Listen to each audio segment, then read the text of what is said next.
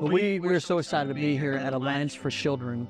I love getting to serve here, especially under your leadership, Julie. But I also found out about just some amazing people while I was serving in a capacity here. Y'all have dozens and dozens of incredible folks. And you brought a couple of them today for us to get to know.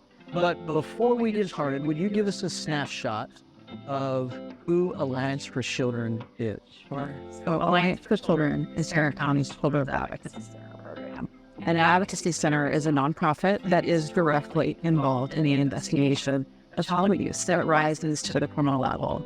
We are partnering with the professionals that are charged with investigating those cases through the lens of both child protection, what we need to keep kids safe today, then also does this rise to the level that will need a criminal look. And so our goal is really to create a safe place where kids come during that process, bring families back together, and really work towards healing in that environment. So Virginia, first, tell us a little bit about kind of your role at Alliance for Children. I'm an MDT coordinator. That means I'm a multidisciplinary team coordinator.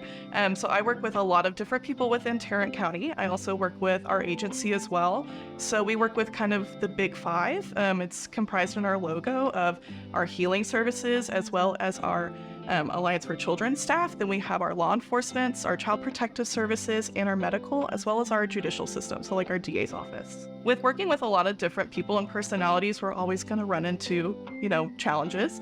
But working with that, I really have a great team, and I've built a great rapport with that. So I think really just making sure that we're all on the same page is a challenge, but, it's also a great thing because we get to work through that together. And it becomes some of the most rewarding moments as well. So you hear stories, you see things that in some cases are kind of beyond the comprehension of what most people would want to even have an idea about.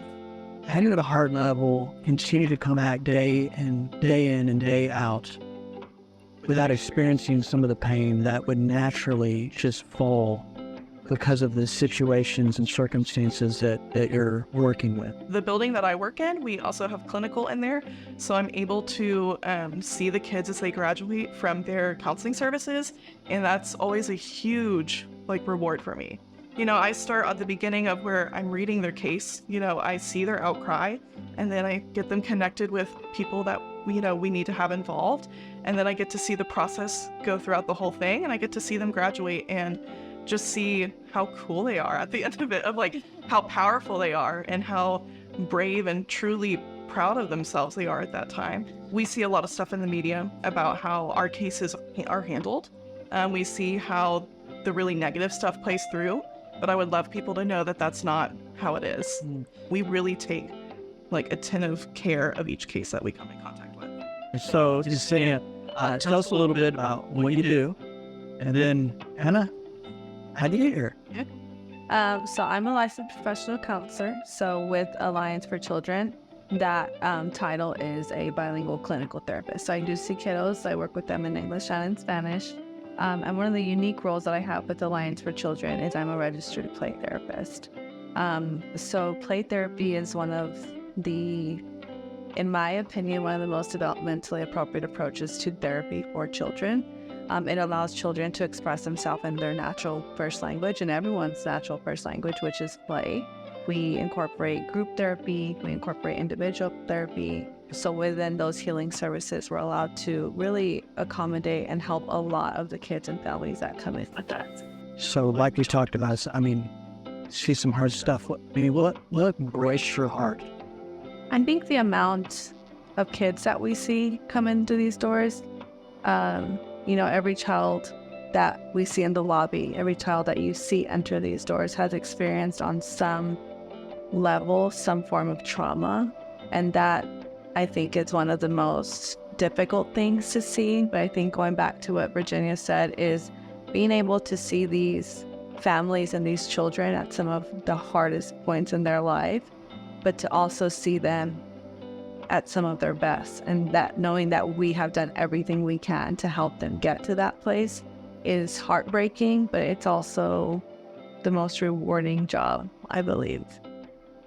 How do you emotionally process the stories that you hear, and you're walking alongside these children, and as you're playing with them, and as they're trusting you and sharing their stories, what does that do inside?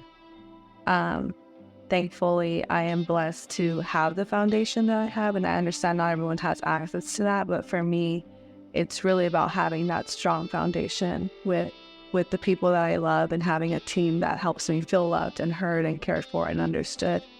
Obviously there's a relationship that I've been able to have with Alliance for Children, but we also want to be a church that genuinely supports our community. And so we wanted to, as a church, just give you a gift.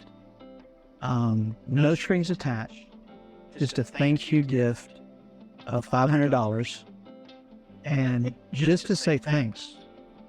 And I was like, what? Julie hid this from us.